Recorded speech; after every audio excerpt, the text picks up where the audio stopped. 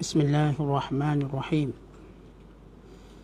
ولا جناح عليكم فيما عرضتم به من خطبة النساء أو أكننتم في أنفسكم علم الله أنكم ستذكرونهن ولكن لا تواعدوهن سرا إلا أن تقولوا قولا معروفا ولا تعزموا عقدة النكاح حتى يبلغ الكتاب أجله واعلموا أن الله يعلم ما في أنفسكم فاحذروه واعلموا أن الله غفور حليم لا جناح عليكم إن طلقتم النساء ما لم تمسوهن أو تفرضوا لهن فريضة ومتعوهن على الموسع قدره وعلى المقتر قدره متاعا بالمعروف حقا على المحسنين وإن طلقتموهن من قبل أن تمسوهن وقد فرضتم لهن فريضة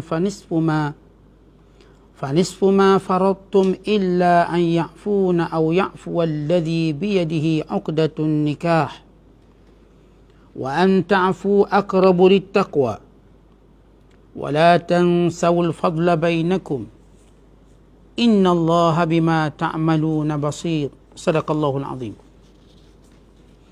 Dan tidak ada salahnya bagi kamu tentang apa yang kamu bayangkan secara sindiran untuk meminang perempuan yang kematian suami dan masih dalam iddah, atau tentang kamu menyimpan dalam hati keinginan berkahwin dengan mereka. Allah mengetahui bahawa kamu akan menyebut-nyebut atau mengingati mereka. Yang demikian itu tidaklah salah. Akan tetapi janganlah kamu membuat janji dengan mereka di dalam sulit, selain dari menyebutkan kata-kata secara sindiran yang sopan. Dan janganlah kamu menetapkan dengan bersungguh-sungguh hendak melakukan akad nikah sebelum habis iddah yang ditetapkan itu.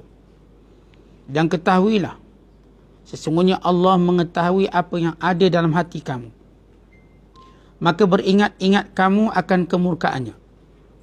Dan ketahuilah sesungguhnya Allah Maha Pengampun lagi Maha Penyabar. Tidaklah kamu bersalah dan tidaklah kamu menanggung bayaran mas kahwin jika kamu menceraikan isteri-isteri kamu sebelum kamu sentuh, bercampur dengan mereka, atau sebelum kamu menetapkan mas kahwin untuk mereka. Walaupun demikian, hendaklah kamu memberi mut'ah, pemberian sagu hati, kepada mereka yang diceraikan itu. Iaitu suami yang senang hendaklah memberi sagu hati itu menurut ukuran kemampuannya. Dan suami yang susah pula menurut ukuran kemampuannya. Sebagai pemberian sagu hati menurut yang patut, lagi menjadi suatu kewajiban atas orang-orang yang mahu berbuat baik, berbuat kebaikan. Dan jika kamu ceraikan mereka sebelum kamu sentuh, bercampur dengan mereka, padahal kamu sudah menetapkan kadar mas kahwin untuk mereka, maka mereka berhak mendapat separuh dari mas kahwin yang telah kamu tetapkan itu. Kecuali jika mereka memaafkannya, tidak menuntutnya, atau pihak yang memegang ikatan nikah itu memaafkannya, memberikan mas kahwin itu dengan sepenuhnya. Dan perbuatan kamu bermaaf-maafan, halal menghalalkan itu, lebih hampir kepada takwa. Dan janganlah pula kamu lupa berbuat baik dan berbudi sesama sendiri. Sesungguhnya Allah sentiasa melihat akan apa jua yang kamu kerjakan. Sesudah kita menjelaskan tentang hukum hakam yang berkait dengan iddah kematian, dari sudut menanggalkan segala perhiasan, berada di rumah tempat beriddah selama 4 bulan 10 hari, maka Allah Ta'ala menyebut tentang perkara yang mungkin berlaku bagi perempuan yang berada dalam iddah. Walaupun dikhususkan di sini ialah iddah kematian suami 4 bulan 10 hari. Dan demikian juga iddah bagi perempuan yang mengandung sehingga melahirkan anak. bagi yang kematian suami. Maka Allah menyebut perkara yang mungkin berlaku, iaitu ada orang yang secara diam-diam atau secara terang-terangan minat kepada perempuan yang ada dalam iddah, bukan berazam untuk menikahinya, mengahwininya. Maka keinginan berkahwin itu, keinginan untuk memiliki perempuan yang kematian suami, dan demikian juga wanita itu sendiri yang mungkin juga punya keinginan untuk berkahwin lagi, punya keinginan untuk menjadi isteri lagi. Maka Allah menyebut satu hukum hakam yang penting, iaitu hukum meminang, yang disebut dalam bahasa Arab sebagai khitbah. Bila mana Allah berfirman, wala junaha alaikum, tidak salah kepada kamu wahai lelaki-lelaki, fima arradtum bih, bila mana kamu menyebutnya secara sindiran, secara kiasan, secara kata-kata yang baik, min khitbatin nisa, yang bertujuan untuk meminang wanita-wanita dalam iddah. Au aknantum fi anfusikum, dan tidak juga salah kalau sekiranya di kalangan kamu wahai lelaki yang minat perempuan yang sudah kematian suami. Artinya kalau seorang lelaki dia tahu seorang perempuan itu dalam iddah, maka dia pun minat nak memperisterikannya. Barangkali dia cerita kepada ramai orang, barangkali dia termenung, barangkali dia melamu, barangkali terbayang seorang diri, maka kata Allah tak salah. Sebab itu fitrah seorang yang bercinta, fitrah seorang yang punya keinginan. Dan tidak salah juga kalau dia bertemu dengan wanita ini lalu mengungkapkan kata-kata kiasan, tetapi bukan kata-kata yang menunjukkan kesungguhan. Kiasan bahawa dia meminati wanita ini, kiasan bahawa dia ingin memiliki wanita ini. Allah berfirman, alimallahu annakum, Allah amat tahu sesungguhnya kamu wahai para lelaki, satadhkurunahun, akan ingat wanita tersebut, akan terbayang, akan gila bayang, akan minat wanita-wanita yang dalam iddah. Walakin, tetapi kata Allah, la tuwa'iduhun, jangan kamu berjanji dengan mereka, jangan kamu buat perjanjian yang sulit, jangan kamu berpakat dengan wanita-wanita yang masih dalam iddah sirran, secara sulit, illa an taqulu qawlan ma'rufa, melainkan kamu mengucapkan perkataan yang baik-baik. Perkataan yang baik-baik ini bila kita menyebut tentang wanita dalam iddah kematian suami, haram meminang mereka. Kalau kita menyebut secara umum, antara wanita yang boleh kita minang ialah wanita yang tidak punya suami, yang bukan dalam iddah, maka harus meminangnya bagi kaum lelaki. Adapun kalau perempuan itu berada dalam iddah raj'i, iddah raj'i maknanya talak 1, talak 2, dan masih dalam iddah yang mungkin bekas suaminya akan rujuk, maka haram meminangnya, sama ada secara kiasan atau secara terang-terang. Haram, sebab dia masih istiwa. Dan kalau sekiranya perempuan itu berada dalam cerai talak 3, bain kubra, bermakna suaminya, bekas suaminya tak boleh rujuk, maka hanya boleh dikiaskan juga, tak boleh terang-terang meminang. Dengan menyebut perkataan-perkataan kiasan, seumpama menyebut awak ni lawa, bertuahlah kalau orang memiliki awak, perkataan-perkataan tersebut, atau menyebut kampung ni lelaki paling handsome, tak ramai, saya antaranya.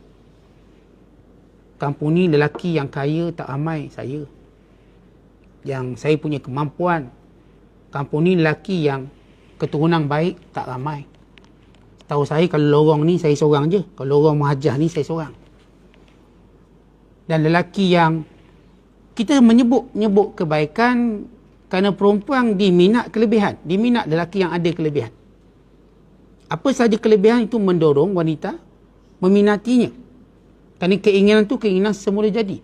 Tak ada wanita yang meminati kekurangan. Dia tak minat kurang-kurang, lebih. Maka harus bagi lelaki menyebut kelebihan-kelebihan dia. Wa imma kelebihan harta, wa imma dia menyebut kelebihan pangkatnya, kelebihan keturunannya, dan juga lain-lain kelebihan. Pernah diceritakan Diriwayatkan oleh Imam At-Tabari daripada Sukainah binti Hanzalah bin Abdullah bin Hanzalah qalat. Sukainah ni dia janda. Janda kematian suami. Dakhala alayya Abu Ja'far. Satu hari Abu Ja'far masuk menemuiku, iaitu Muhammad bin Ali Baqir. Sedangkan aku berada dalam iddah. Maka dia berkata, wahai anak perempuan Hanzalah, kamu tahu betapa hubungan dekatku dengan Rasulullah sallallahu alaihi wasallam. Yang aku ni keturunan Nabi, kata Muhammad bin Baqir. Dan kemuliaan atukku yang susu galuh keturunanku dan juga kekuatan Islamku. Lalu aku berkata, moga Allah mengampunimu wahai Abu Ja'far. Apakah kamu sedang cuba meminang aku? Artinya bila Abu Ja'far atau namanya Muhammad bin Ali Baqir, dia sebut, kamu tahu aku ni keturunan Rasulullah. Dan Rasulullah SAW dekat dengan aku. Dan kamu tahu keutamaan aku dalam Islam. Lalu kata Sukainah, ni macam bunyi macam nak minang je. Apakah kamu meminangku dalam iddahku? Wa anta yu'khadhu ank. Sedangkan kamu ni orang alim yang menjadi rujukan orang ramai. Orang minta fatwa. Lalu kata Abu Ja'far, awaqad fa'al. Ya ke saya minang awak? Tu ke saya minang awak? Innama akhbartuki, saya sedang beritahu awak bahawa saya ni keturunan Nabi SAW. Dan juga kedudukan saya. Di mana? Dia pun cerita, ada satu kisah saya nak cerita kat awak ni, wahai Sukainah. Nabi SAW masuk menemui Ummu Salamah. Yang ketika itu, Ummu Salamah radhiyallahu ta'ala anha berada dalam iddah kematian Abu Salamah. Maka Rasulullah SAW menyebut kedudukannya di sisi Allah. Aku ni Rasulullah. Aku ni pesuruh Allah. Aku ni penghulu sekian Nabi. Nabi menyebut-nyebut kelebihannya. Kelebihan Nabi sebut di hadapan Ummu Salamah supaya Ummu Salamah tertarik. Yang kita katakan contoh peminangan secara tidak langsung. Tapi Nabi SAW tak kata saya nak minang awak. Nabi tak kata saya minat ke awak. Kerana ucapan minat, ucapan nak kahwin itu adalah peminangan secara terang, maka hukumnya haram dan berdosa. Tapi kalau menyebut secara umum, sebagaimana kita sebut tentang hadis yang berlaku kepada Sukainah, yang berlaku kepada Nabi SAW dengan Ummu Salamah, cuma menyebut kebaikan. Sebenarnya saya contohkan seorang lelaki datang jumpa perempuan. Saya rasa perempuan yang baik kat kampung ni tak ramai, awak ni perempuan baik. Untung orang memiliki awak. Atau orang berkata, orang kampung ni lelaki yang betul-betul lelaki macam saya tak ramai.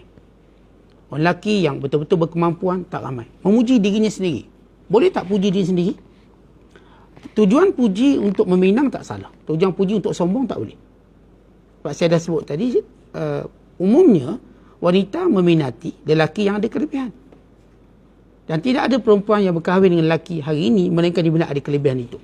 Harta ke, keturunan ke, rupa parasnya, baiknya, agama dan sebagainya. Maka semua perkara ini mendorong bentuk pujian-pujian ataupun kita katakan peminangan secara tidak langsung. Yang penting, lelaki tadi tak menyebut perkataan saya minang awak. Saya minat awak. Saya nak kahwin dengan awak. Ini tak boleh. Mengucapkannya haram. Apakah boleh diberi hadiah? Sebagai satu juga cara simbolik. Tiap-tiap hari hantar hadiah. Kan hantar sarapan pagi, kan hantar makan tengah hari. Dan macam bekas suami dulu. Bekas suami dulu pun sama. Beli makanan kat kedai. Pagi, tengah hari. Dia pun buat benda sama contoh. Atau tiba-tiba diberi hadiah macam-macam. Apakah hadiah ini adalah bentuk pinangan secara terang atau secara ta'rid? Ta'rid kiasan. Kata ulama ia kiasan. Bukan secara terangan. Dia saja beri hadiah. Pergi hantar barang dapur sebulan.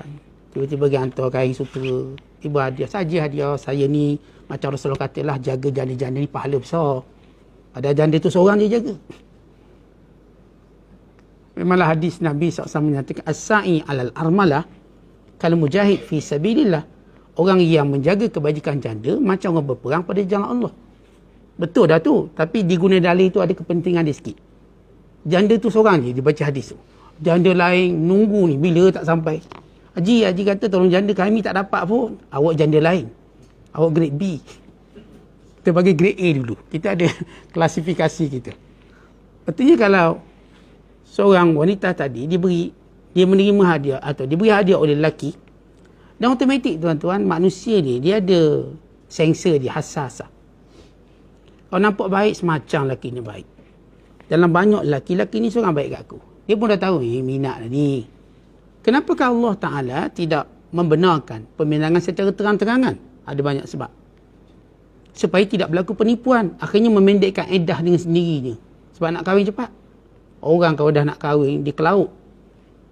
Maksudnya, bukan kita angkat ikan. Artinya dia mula fikir tu tak betul. Akhirnya dia memendekkan iddah. Kita dah sebut sebenarnya iddahnya 130 hari atau 4 bulan 10 hari. Akhirnya dia mula tipu sana tipu. Mungkin berlaku. Dan lelaki pula, cara lelaki pula. Dan yang kedua, bagi menghormati keluarga suami. Sebab keluarga suami dia perhati je ni. Kakak ipar dia ni. Kakak ipar aku cepatnya galak. Cepat galak baru 2 hari suami tak ada. Dia nampak macam gelekek semacam.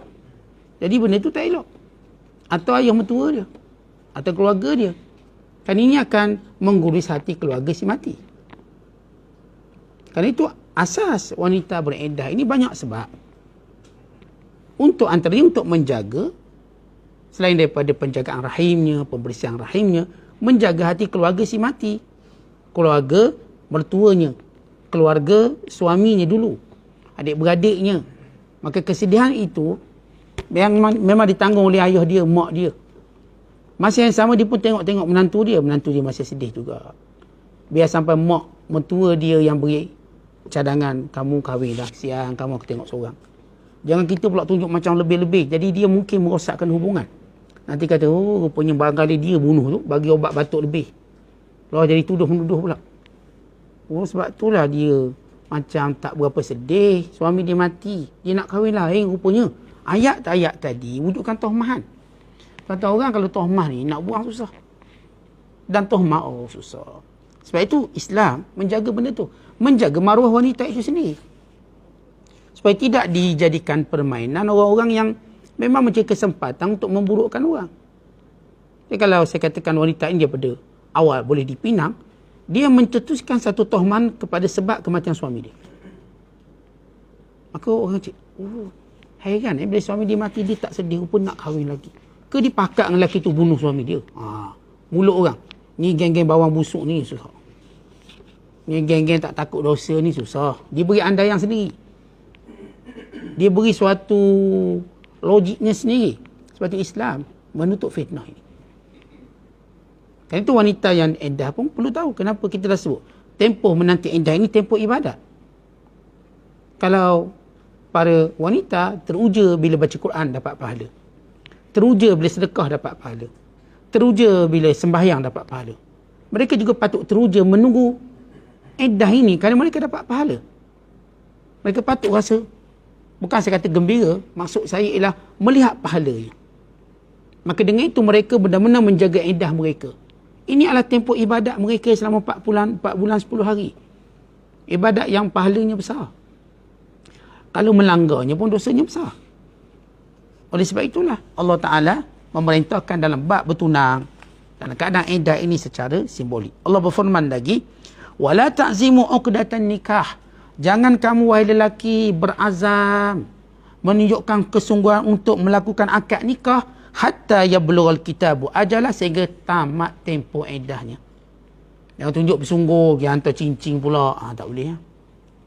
Saat tadi Ustaz kata boleh beri hadiah, boleh, tapi jangan beri hadiah yang nampak benar macam nak kahwin. Tu hantar cincin. Tu hantar gubahang duit, cat itik misalnya. Gubahang duit, gambar itik. Ni macam gambar mas kahwin. Itu dah macam terang-terangan. Maka bentuk macam tu perlu dielakkan. Sebab itu Allah sebut, wala ta'zimu uqdatan nikah. Jangan tunggu bersungguh sangat kamu nak kahwin. Kerana sebab-sebab bersungguh boleh menyebabkan, saya sudah sebut, masalah keluarga tadi, masalah penipuan iddahnya, dan juga masalah lelaki itu sendiri. Ada tohman kepada dia. Maka sabar. Kemudian Allah berfirman, wa'lamu anna Allah ya'lamu ma fi anfusikum fahdharuh. Allah tahu apa yang ada dalam hati kamu, kecenderungan kamu, keinginan kamu. Hati-hati. Jangan sampai melangkaui sempadan syarak. Yang setakat Allah izinkan boleh. Nak terbayang boleh, nak teringat boleh, nak sebut nama dia boleh, nak puji dia boleh. Tetapi nak minang dia secara terang tak boleh. kadang nak puji-puji dia, nak tunjukkan sesuatu bahawa seperti dia diminati oleh orang yang bercakap ini. Sebab seorang tidak memuji melainkan dia yang minat sebenarnya. Itu mudah kita, kalau perempuan misalnya dia tahu lelaki ni seorang je puji dia, maknanya lelaki ni minat dia. Yang lain pandang pun tak, maknanya lelaki tu tak minat. Yang ni puji, yang ni cakna, yang ni beri hadiah. Secara umum tahu ni mesti ada keinginan dia. Kemudian Allah menyebut, wa'lamu annallaha ghafurun halim. Ketahuilah Allah pengampun dan Allah Maha lembut. Pengampun kalau kamu buat salah. Kalau kamu buat dosa dengan sebab peminangan ini. Dan Allah tu Halim, Allah Maha lembut. Allah tak kasar dengan kamu. Allah Ta'ala perintahkan kamu sebut hukum secara jelas kepada kamu. Kerana sifat Allah yang Halim, sebut elok-elok. Allah Ta'ala tak ada menyebut perkataan kasar-kasar ni, menyebut secara elok-elok. Jangan kamu minang dia. Tak salah kalau kamu nak menyebut perkataan kiasan.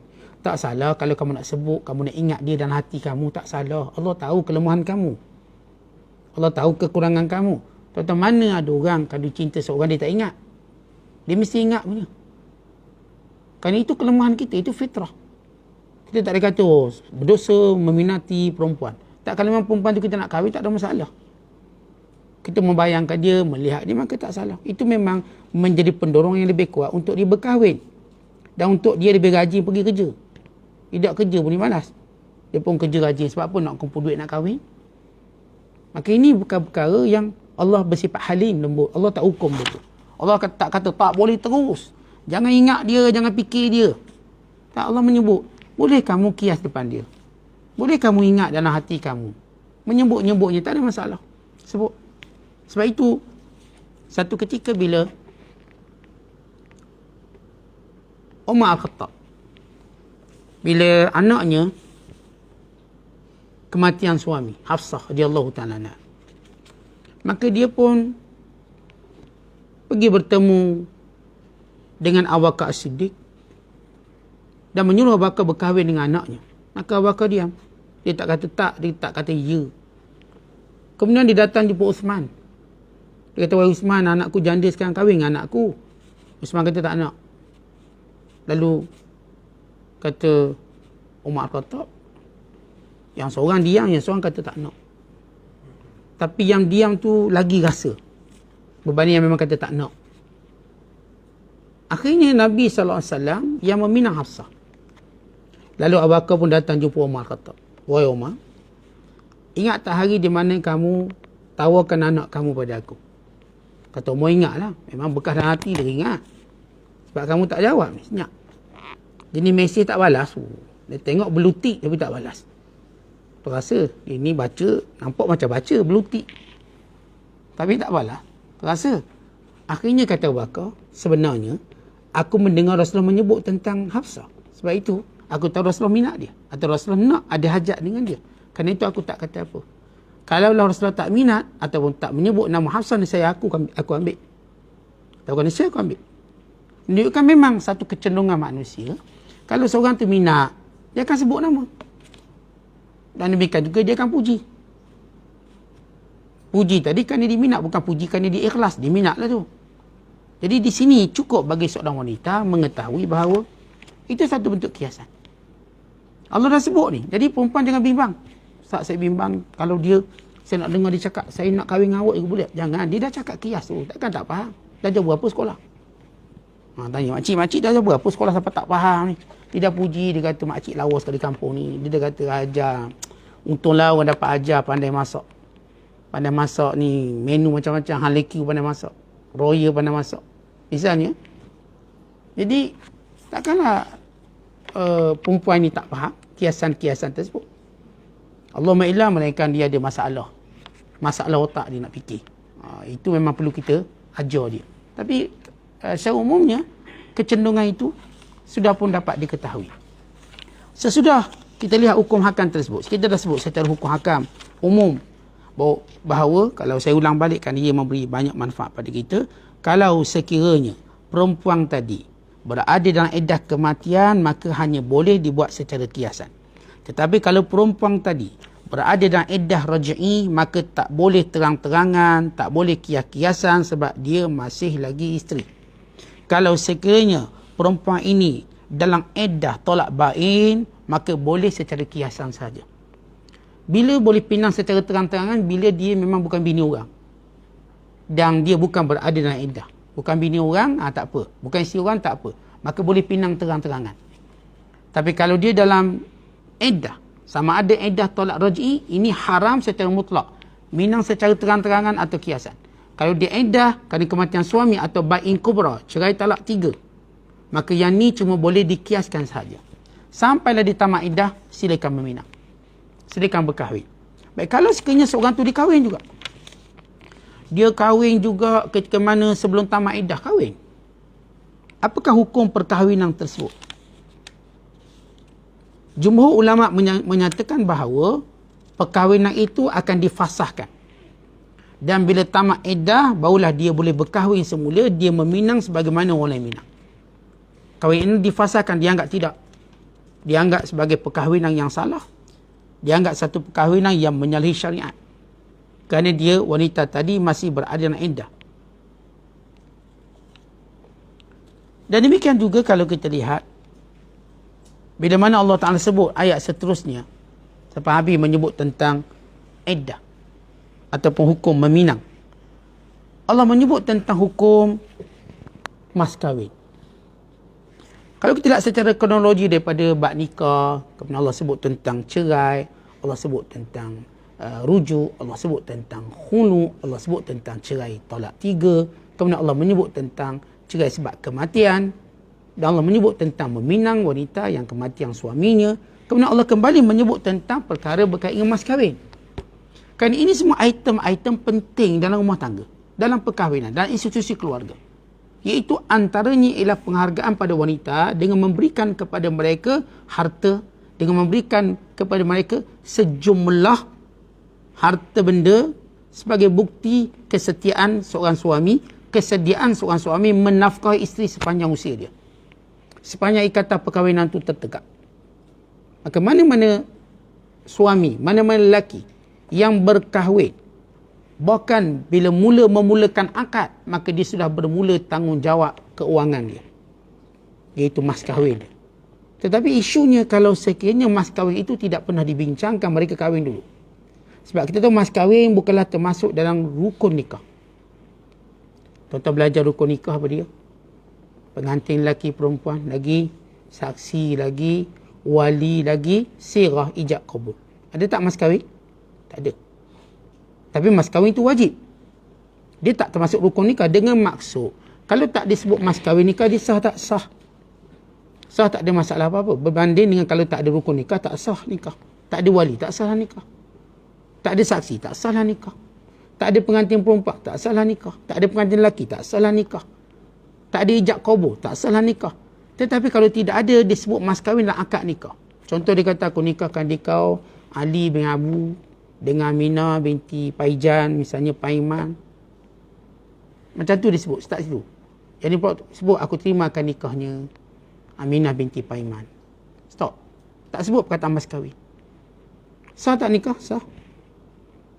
Walaupun kadang-kadang kita dengar disebut dengan mas kahwinnya RM300. Atau dengan mas kahwin yang tersebut itu. Kalau dia tak sebut, dia just menyebut aku terimakan nikahnya Aminah binti Paiman. Sah tak? Sah. Mas kahwin tak sebut, itu hal lain.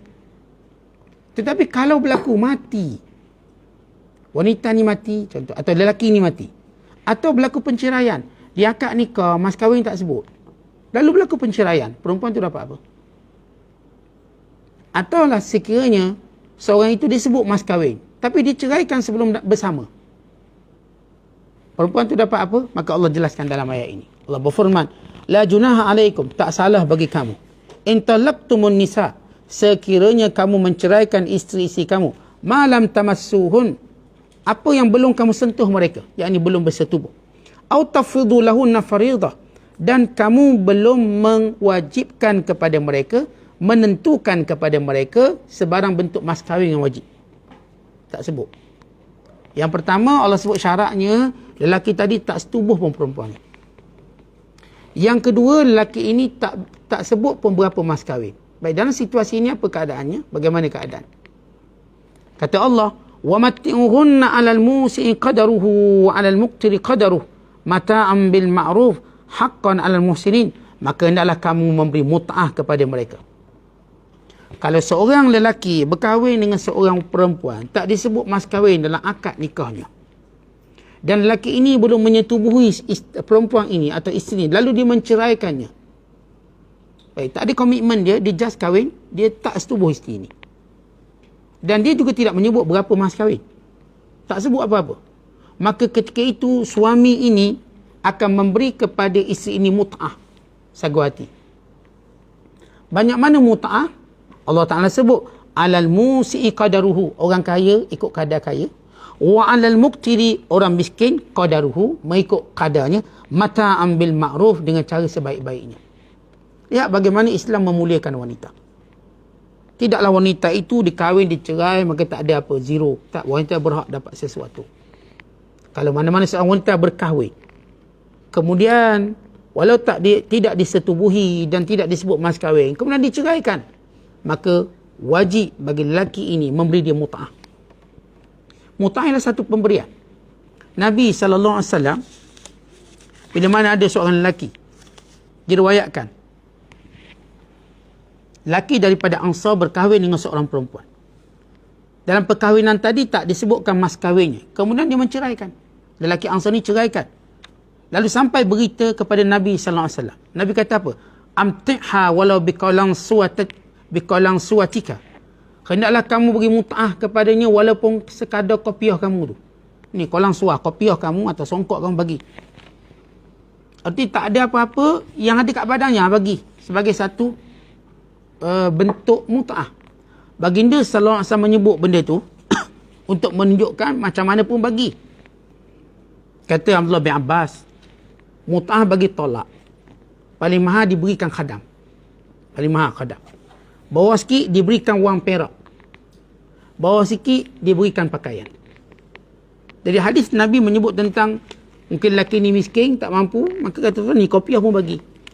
Bagi kopiah. Sebab kalau suruh bagi baju kan tak ada baju pula. Kopiah tak apa lagi, tak ada. Kau bagi seluar lagi teruk. Ni orang miskin, bagilah kopiah kamu tu. Menunjukkan wajibnya mut'ah. Kemudian Allah Ta'ala menyebut haqqan 'alal muhsinin. Maka ia kebaikan bagi orang-orang yang suka berbuat baik. Kan itu saya dah sebut. Perkahwinan ini tuan-tuan, ialah satu perlombaan untuk tunjuk siapa baik. Sama ada dalam mood perkahwinan atau dalam mood penceraian. Bukan nak tunjuk siapa jahat, siapa bengking, siapa kedekut. Nak tunjuk siapa baik, siapa pemurah. Maka Allah menyebut haqqan 'alal muhsinin. Menjadi hak kepada orang baik untuk beri lebih banyak. Artinya mungkin lelaki ni boleh sebut mut'ah. Awak kerja apa? Gaji berapa sebulan? 10,000. 20,000. Maka tiba cerai tanpa sentuhan ataupun tanpa persetubuhan, tanpa disebut mas kahwin. Berilah kadar kemampuan awak, kekayaan awak. Bagilah dia 10,000. Lagi banyak awak bagi, lagi besar pahala dia. Lagi besar pahala. Kerana itu Allah sebut haqqan 'alal muhsinin. Maka tunjukkan perlombaan kebaikan. Wa in talaqtumuhun, tetapi kalau kamu menceraikan isteri kamu, min qabli an tamassuhun, juga sebelum kamu menyentuhnya, yakni bersetubuh dengannya. Wa qad faradtum lahunna fariidah, tetapi kamu sebut mas kahwinnya dalam akad, atau kamu setuju sebelum akad atau selepas akad jumlah yang perlu kamu bayar. Fariidah, satu jumlah yang wajib, fa nisfu ma faradtum, maka kena bayar separuh. Baik, kalau dalam akad nikah disebut dengan mas kahwinnya RM5,000. Lepas akad nikah diceraikan isteri dia sebelum disetubuhi, tapi dia sebut jumlah mas kahwin RM5,000, maka dia beri RM2,500. Separuh. Kalau mas kahwinnya RM3,000, maka dia beri RM3,000, RM1,500. Tapi kalau mas kahwin RM50, ya RM25. Bahaya juga mas kahwin murah. Ada orang dalam budaya sebahagian tempat, mas kahwin tu murah, hantaran tu mahal. Mas kahwin dia memang RM22,5. RM22,5, maknanya kalau dibagi RM11.20, RM11.20 lekat seluruh gigi, RM11.20. Sebab hantaran dia yang RM20,000 tu, RM30,000. Tapi ini disebut tentang mas kahwin. Kerana yang wajibnya itu mas kahwin, bukan hantaran. Mas kahwin yang menjadi kewajiban, yang menjadi milik isteri. Dipanggil sudaq atau nihlah. Ada pun hantaran tu mungkin milik keluarga dia, buat jamuan. Dia bagi isteri ni RM300. Okey, dia punya hantaran RM30,000 sebab nak buat jamuan, kemah apa semua. Kadang-kadang duit tadi memang tak dapat pada isteri pun, dapat kepada mak ayah dia. Bukan mak ayah dia ambil beli kereta baru, tak. Mak ayah dia pun buat jamuan. Buatlah benda-benda patut, disewa benda tu, sewa benda ni, tahu-tahu habis RM30,000. Sewa dewan dah RM10,000. Disewa benda ni pula, disewa macam-macam, habis duit. Jadi Islam menyebut tentang mas kahwin, Islam tak sebut hantaran. Maka dia cuma dapat separuh. Illa an ya'funa, melainkan kalau sekiranya wanita itu tak nak, tak apalah, tak payahlah. Sebab kalau separuh pun RM9.50 nak anak saya, contoh. Atau kalau wanita ni pun kata, tak apalah, dia pun tak buat apa-apa kat saya. Maksudnya dia janda berhias lah, masih lagi okey. Tak jatuh pandangan dia di hadapan lelaki lain, kau nak kahwin lain, nak kahwin lagi. Maka boleh dia memaafkannya. Tak payah bayar mas kahwin pada saya. Au ya'fu alladhi biyadi 'uqdatun nikah. Atau lelaki itu sendiri jangan bagi separuh, bagi penuh. Dengan hantaran sekali saya bagi tu. Kalau seorang lelaki tadi dia kahwin dan dia telah sebut mas kahwinnya sejumlah wang, kemudian dia pula ada hantaran macam-macam, tiba diceraikan sebelum bersama. Ini kita cerai sebelum bersetubuh. Kalau cerai selepas tubuh, sepakat ulama' dia kena bayar penuh mas kahwin. Tapi dia belum setubuh, dia belum bersama, maka ketika itu sama ada dia dapat separuh, atau kalau dia orang yang baik, berbudi pekerti, orang yang nak dapat pahala lebih, apa yang patut dia buat, dia beri semua mas kahwin, dia beri semua, hantaran pun ambil, cuma kita tak bersama, yang lain-lain saya hadiahkan.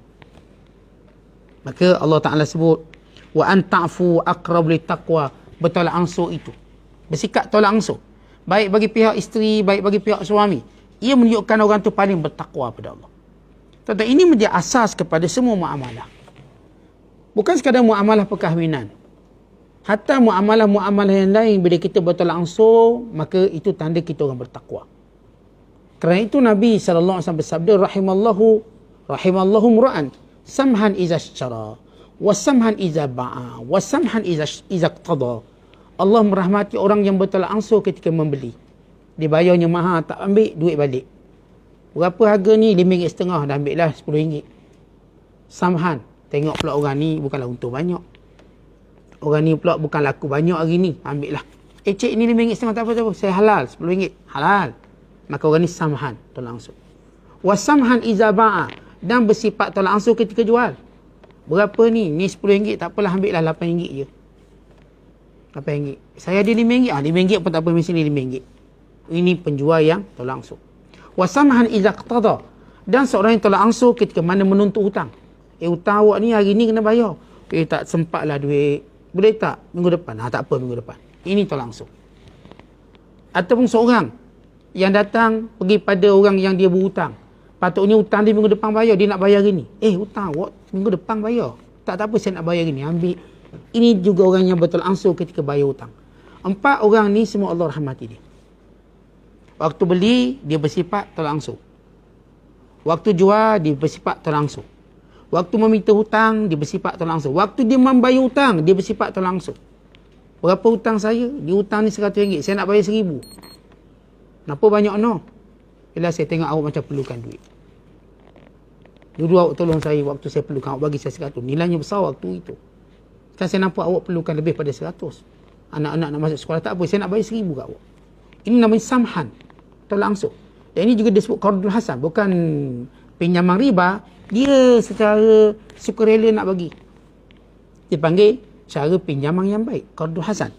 Kemudian Allah Ta'ala berfirman, wala tansawul fadla bainakum, jangan kamu lupa kebaikan antara satu sama lain. Kadang-kadang tuan-tuan, kebaikan waktu kita bertunang, kita pun ingat tunang kita tu selalu belanja kita makan. Ingatlah kebaikan dia tu, kita halalkan mas kahwin tu. Ataupun bagi perempuan, mungkin waktu dia bertunang, tunang dia pun dah banyak habis duit, beli hadiah macam-macam, maka dia pun tak apalah, tak ambil mas kahwin, antara ambil balik. Allah Ta'ala kata dalam perkahwinan, tuan-tuan sekalian, baik yang berkahwin, baik yang bercerai, baik yang berada dalam situasi ini, asasnya kita kebaikan orang jangan mudah lupa. Dan kebaikan yang patut kita tak boleh lupa, kebaikan pasangan masing-masing. Tentang kebaikan isteri kita jangan lupa. Kebaikan suami kita jangan lupa. Dan kita memang secara jelas tahu, pasangan ini ada kebaikan. Sama ada kita terus bersama dalam bahtera rumah tangga sampai ke syurga. Atau barangkali berlaku perselisihan sehingga dia terbengkalai seketika. Atau mungkin terus terbengkalai, berlaku penceraian. Namun kebaikan dia kita jangan lupa. Kerana bila kita tak lupa kebaikan orang, ini menjadikan kita dapat menyelesaikan masalah yang berbangkit selepas penceraian. Tapi jangan lupa kebaikan, masalah. Si isteri lupa kebaikan suami. Si suami juga lupa kebaikan isteri. Akhirnya memang bila nak deal, bila dia nak berunding dalam semua isu penyusuan ke, isu siapa nak jaga anak ke, isu bagaimana nafkah ke, isu bagaimana perkara yang bersangkutan dengan harta benda, maka dia jadi tegang. Ditambahi pula dengan kemarahan penceraian. Allah ajar jangan lupa kebaikan. Masing-masing kita ada kebaikan. Sama ada saya kata dalam rumah tangga sendiri. Kalau rumah tangga tu Masya Allah kekal sampai ke syurga. Masing-masing selalu ingat dan kenang kebaikan masing-masing. Jangan duk tunjuk kekurangan, sebut kebaikan suami saya. Suami saya bagus, Ustaz. Dia sentiasa cakap, "Ana kau sakit demam saya. Suami saya bagus." Ini bila cerita masalah rumah tangga, macam suami tu jahat sangat. Bawa sikit pada Dajjal. Sepupu Firaun. Oh, cara dia cerita. Tak kalah macam tu suami awak. Yang ni pun sama, dia cerita isteri. Macam bunyi dah macam isteri Abu Jahal dah. Padahal isteri tu baik. Tapi bila orang nak cerita buruk rumah tangga, nak tunjuk dia menang, maka benda ni yang tular. Benda ni yang dicuba cerita. Sebab itu tuan-tuan bertakwa pada Allah. Rumah tangga ni rahsia yang Allah Ta'ala ajar kita simpan dan jaga. Rumah tangga ni Allah ajar kita amanah. Rumah tangga ni Allah ajar kita untuk tunjuk kebaikan. Kerana itu Allah Ta'ala sebut lepas itu, Inna Allah bima ta'maluna basir. Allah mengetahui apa yang kamu lakukan. Niat kamu apa? Tujuan kamu apa? Yang kamu buat tu apa? Kalau kamu buat baik, maka Allah akan tunjuk kebaikan kamu. Kalau tujuan kamu diraran, nak beri mudarat pada mana-mana, isteri nak beri mudarat pada bekas suami dan sebaliknya suami, maka ingat, yang menanti kita ada. Dia ada ubi, ada batas. Dia ada hari kita dapat balasannya. Maka ingat, kita jangan ingat kejahatan kita terhenti di situ. Dan juga jangan ingat bahawa kebaikan kita tak akan diberi penilaian. Semuanya ada pada pertimbangan, ada pada ukuran Allah SWT. Wallahu a'lam bissawab. Assalamualaikum warahmatullahi wabarakatuh.